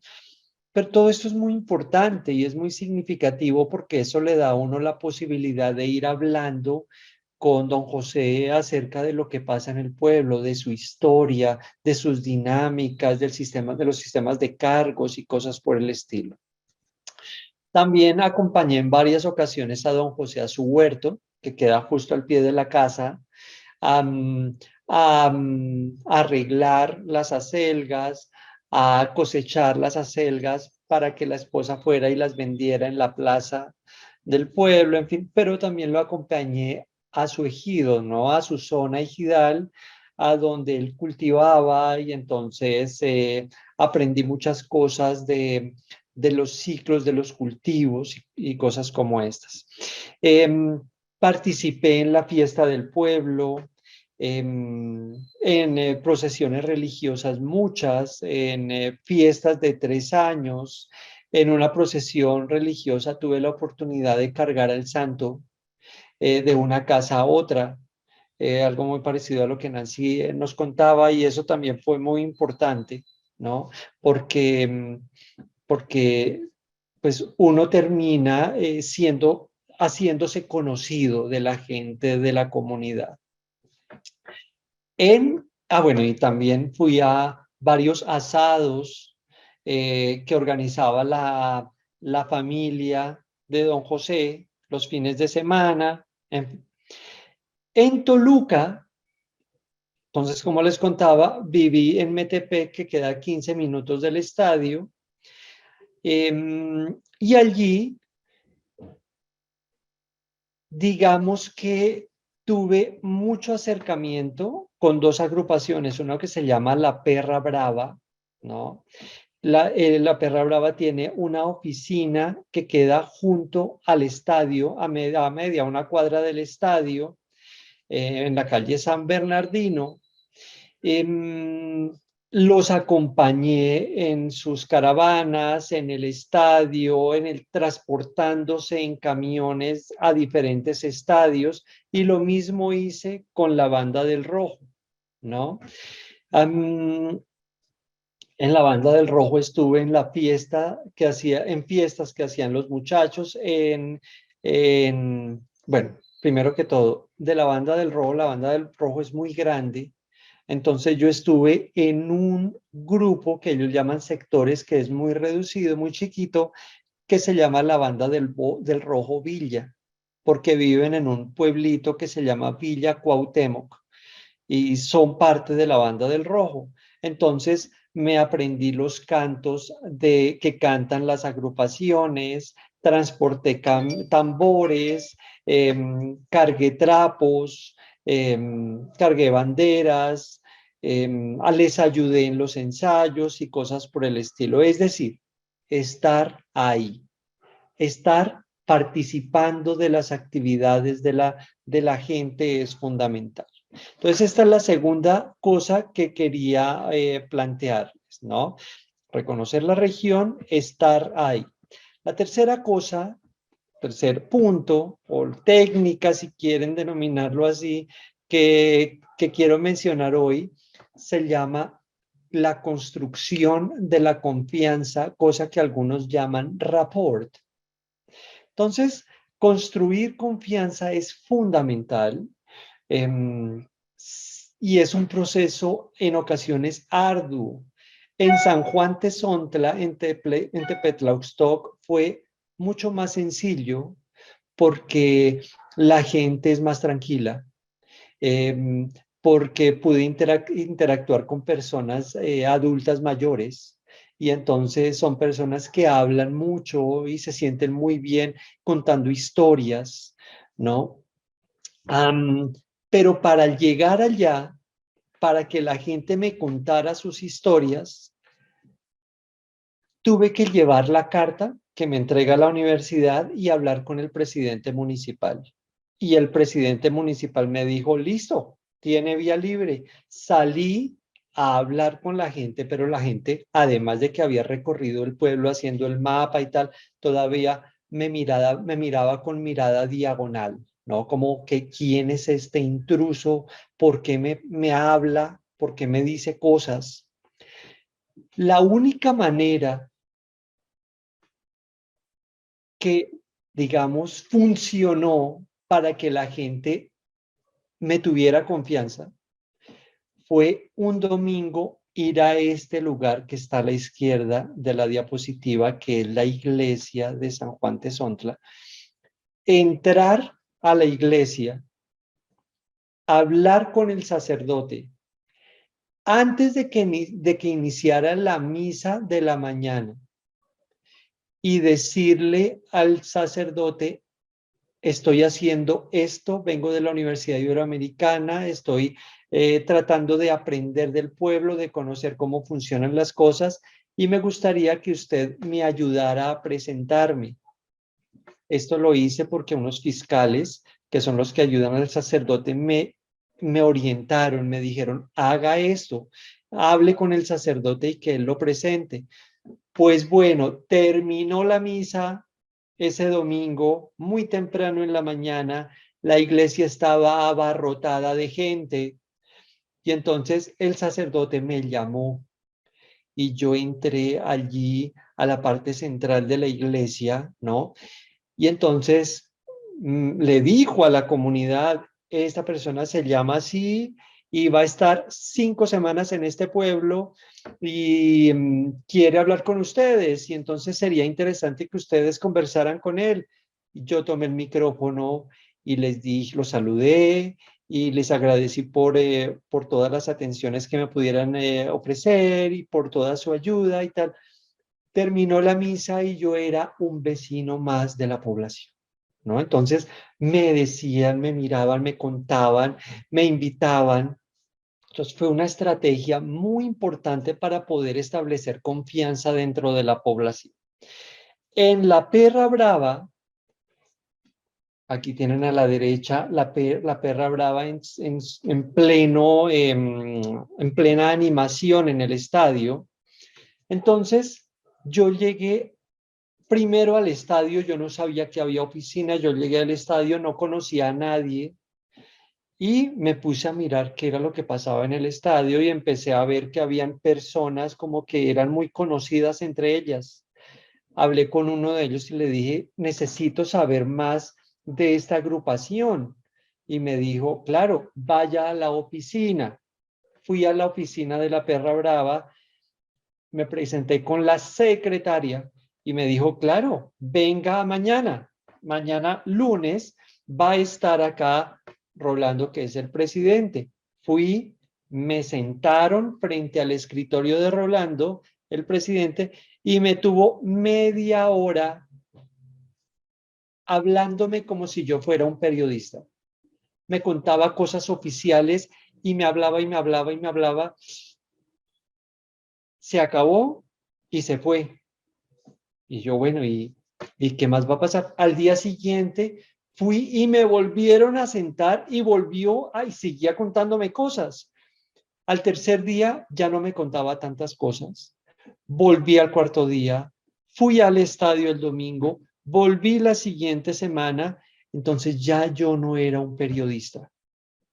Yo era una persona que quería aprender cosas. Me aprendí las canciones, hacía lo que ellos hacían en el estadio, en fin.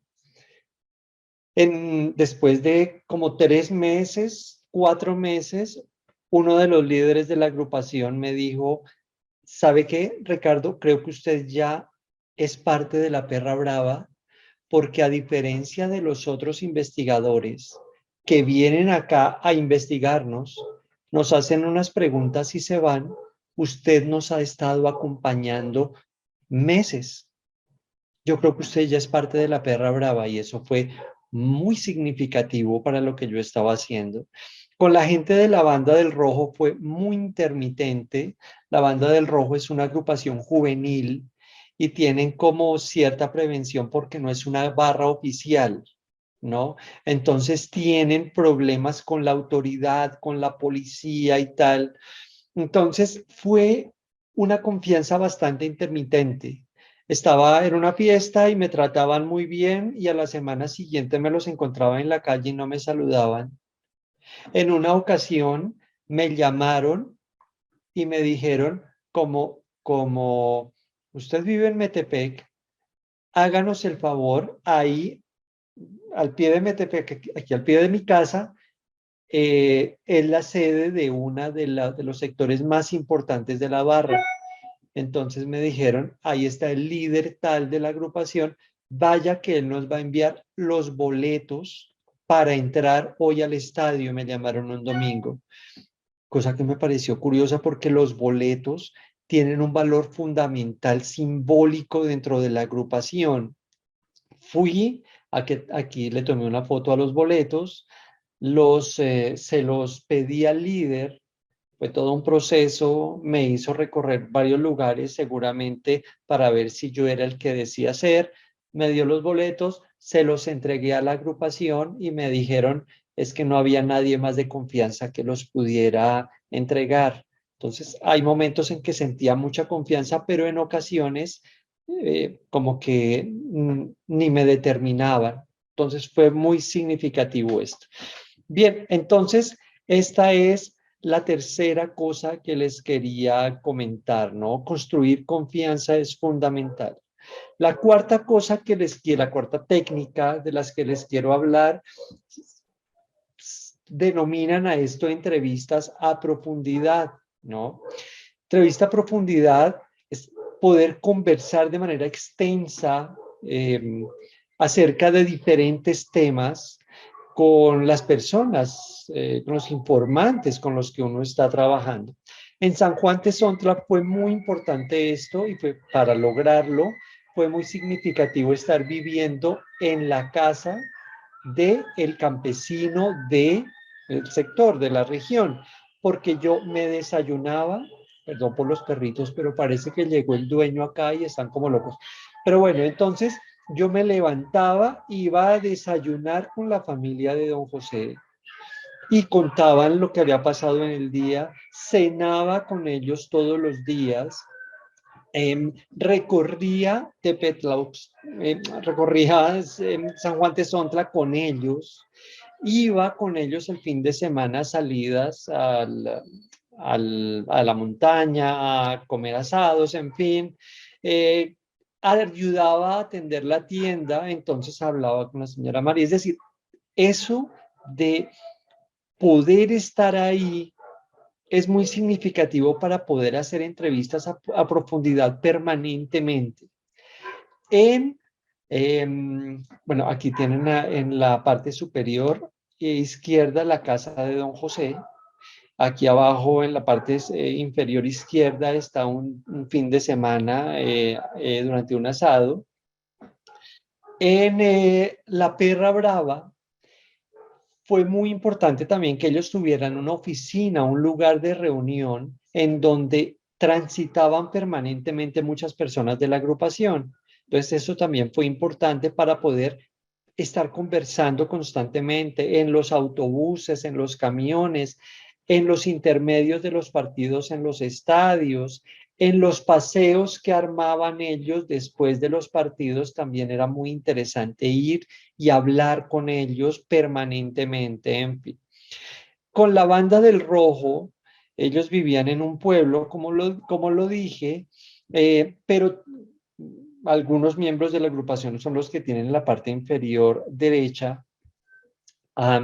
Y entonces, durante el traslado de su pueblo al estadio, era un lugar muy interesante para estar conversando con ellos, pero también pude ir a la casa de algunos de ellos y hablar con sus papás, con sus abuelitos, en fin, y pude recorrer el pueblo y sus inmediaciones con una aficionada que se llama Cristal, que me mostró mucho de la región, de este pueblo. Entonces, eso de poder estar interactuando con ellos permanentemente en sus propios contextos es muy interesante. Y va más allá de decir, como David decía al comienzo, deme una entrevista. No, uno está permanentemente conversando con ellos. Bien, la quinta cosa son como entrevistas un poco más formales, ¿no? Un poco más estructuradas. Entonces, ya después de estar algún tiempo en San Juan de Zontla, pude hablar con el señor Pío Quinto Aguilar. Le dije que quería conversar acerca de la organización política del pueblo. Él fue primer delegado, fue presidente 2 veces del comisariado ejidal, en fin, y tiene una posición muy crítica con respecto a lo que nosotros denominamos derechos humanos y tal. Y la otra entrevista que recuerdo en este momento muy significativa fue con la China.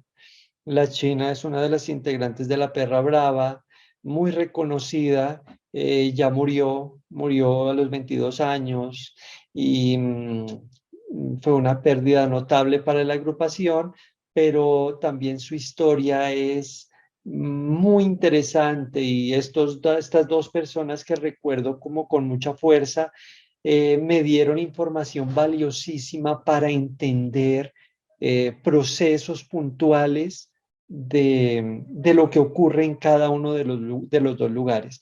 Para poder entrevistar a la China, por ejemplo, utilicé muchas de las herramientas que aprendí entrevistando al señor Pío Quinto Aguilar, por ejemplo. Bien, la sexta cosa de 7 que quiero decir es una técnica que mencionaba al comienzo David, son los organigramas, ¿no? Entonces, el organigrama del sistema de cargos de San Juan Tezontle lo tiene a la izquierda, no me voy a poner a explicar este organigrama, pero lo que le permite a uno es entender como la estructura social y política de la población, ¿no? Entonces uno empieza a entender cuáles son las relaciones de unos con otros dentro de la población. Utilicé esta herramienta, digamos, esta técnica para hacer algo similar con la Perra Brava. Me disculpan que está en inglés, pero es que eh, fue parte de una presentación que hice fuera de México, mostrando un poco la relación entre la Perra Brava y procesos religiosos mexicanos. Pero entonces el organigrama me permitió ver con mucho más claridad la articulación de funciones que tenían dentro de la Perra Brava y, por ejemplo, me permitió entender cuáles eran los vínculos entre la barra y políticos del PRI o sectores de la seguridad pública, en fin. Entonces, hacer cronogramas es muy valioso dentro del trabajo de campo. Y bien, la séptima cosa y última que quiero mencionar al día de hoy es que hay cosas que no hice en San Juan Tezontle, pero que trabajando con las barras de fútbol son fundamentales. Por ejemplo, utilizar las redes sociales. Las redes sociales son centrales, fundamentales, trabajando con barras de fútbol. Casi toda su comunicación está atravesada por grupos privados de Facebook, grupos privados de WhatsApp, a los cuales yo afortunadamente tuve acceso. Me vinculé con ellos a través de estos grupos y pude entender muchas de sus dinámicas a partir de estos grupos privados, porque hablaban cosas, decían cosas que no las decían públicamente. Entonces, pude aprender mucho de estas 2 agrupaciones por medio de sus redes sociales, ¿no? Obviamente que, bueno, y valoraban también, por ejemplo, el hecho de tomar fotografías. Yo como Nancy estuve revisando y tengo muy poco archivo fotográfico de San Juan Tezontle, pero de la banda de rojo tengo un chorro de fotografías porque ellos valoran mucho estos archivos de imágenes, de videos, porque el reconocimiento social para ellos es fundamental. Entonces, cuando yo hacía videos y los subía a YouTube y les compartía el enlace, para ellos eso era fenomenal, porque les permite como una cierta notoriedad pública. Bien. Entonces, estas son las 7 cosas que quería, o 7 técnicas, digamos, que quería mencionar el día de hoy. Fue un placer estar con ustedes y quedo a la expectativa de preguntas y de comentarios. Muchísimas gracias. Muchas gracias, doctor Ricardo. Pues sin duda estas 7 técnicas las hemos ocupado muchos etnógrafos y estudiantes, investigadores a lo largo de nuestro trabajo de campo y seguramente habrá muchas preguntas. Quisiera yo iniciar una hacia usted respecto al reconocimiento de la región y el uso de mapas. Yo y la generación con la que estudio trabajamos la pandemia de COVID-19 y cómo opera en la actualidad en nuestra localidad, en el estado de Tlaxcala. Entonces quisiera preguntarle, por ejemplo, muchos de nosotros no visitamos la comunidad, las comunidades o las locaciones de donde son nuestros informantes, nuestros colaboradores. Yo estoy ocupando mapas y justo hago como que lo mismo, ¿no? De descargarlo de la internet y editarlo con las herramientas con las que dispone mi computadora. ¿Cómo podríamos como sopesar eso de que no pude estar por el confinamiento en esas comunidades y sin embargo como construir ese mapa para reconocer la región con la que estoy trabajando o de donde estoy hablando con los datos, justo con esa experiencia de caminar las calles, dibujarlas, conocerlas y expresarlas a través de un mapa? No sé si estoy dándome a entender con esa pregunta. Sí, lo que me quieres preguntar es cómo hacer mapas en tiempos de pandemia. Podría ser, sí. Mira, es muy difícil, es muy complicado. Afortunadamente en México nunca se prohibió, digamos, el salir a la calle como en otros países. Em, Durante la pandemia, en el año 2020 y 2021, estuve a cargo de un curso de antropología, de investigación cualitativa con algunos estudiantes de licenciatura y estábamos trabajando cuestiones etnográficas. Hay por ahí un artículo publicado al respecto en una revista española y entonces una de las alternativas que encontramos en aquella época durísima de la pandemia es que cada uno se dedicara a investigar, digamos, su propia familia, su propia casa y su propio sector. Entonces descubrieron cosas interesantísimas, ¿no? Por ejemplo, de no credibilidad que tiene, digamos, el gobierno y la fuerza pública respecto a la pandemia, por ejemplo. Entonces, si bien decían no salgan de sus casas, pero algunos de mis estudiantes salían para mirar qué estaba pasando y el mercado estaba lleno. Por ejemplo, en una población cercana de Toluca, los vecinos de un pueblo empezaron a sacar sus carros, sus coches de sus estacionamientos, de sus cocheras, y le rentaban a la gente su cochera para que ahí vendieran mercado. ¿Por qué hacían esto? Porque la policía no puede entrar a la cochera porque es propiedad privada.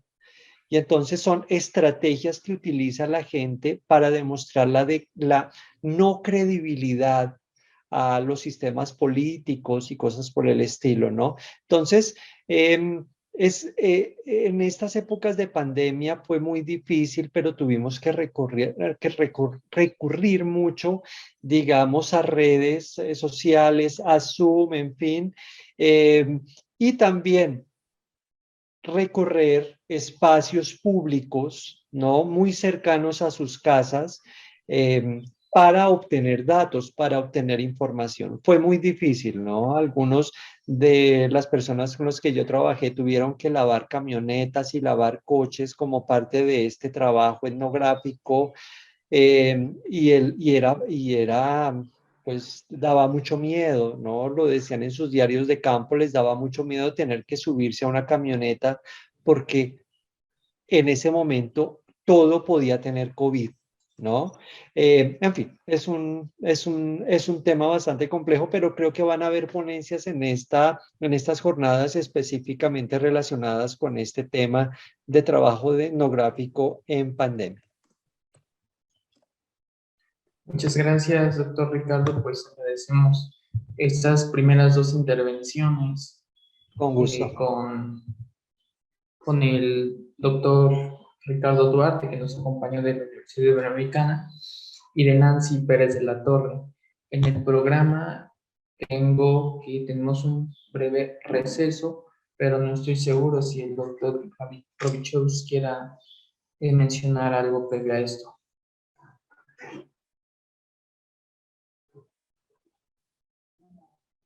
Jorge.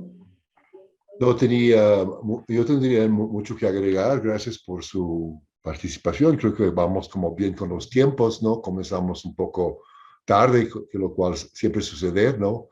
Así es que procedemos al receso y quizás ya después de otras presentaciones habría más comentarios y preguntas para la discusión general al final. Gracias.